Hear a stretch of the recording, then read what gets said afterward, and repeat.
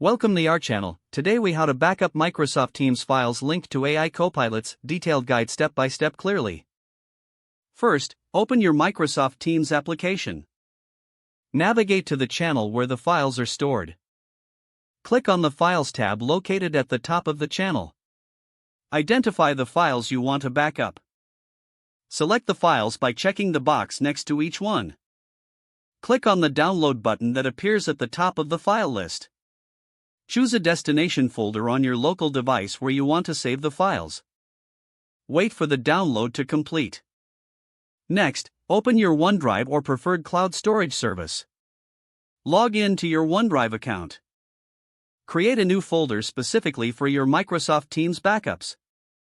Open the new folder. Drag and drop the downloaded files from your local device into this folder. Alternatively, you can use the Upload button in OneDrive to select and upload the files.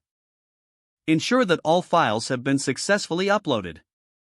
To confirm the backup, access your OneDrive and browse the folder. Check that all intended files are present and accessible. For additional security, consider backing up the files to an external hard drive. Connect the external hard drive to your device. Copy the files from your OneDrive folder to the external drive. Eject the external drive safely after the transfer is complete. Regularly repeat this backup process to ensure your files are always up to date.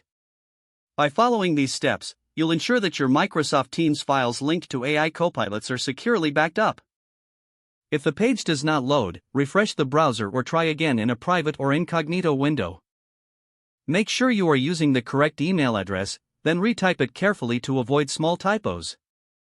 If your password is not accepted, use the reset option and create a new strong password you can remember. Check your spam folder for verification or security emails, then complete any requested confirmation steps. Enable two-factor authentication if available to improve account security and reduce unauthorized access risk. Don't forget to like this video and subscribe to our channel for more step-by-step tech guides.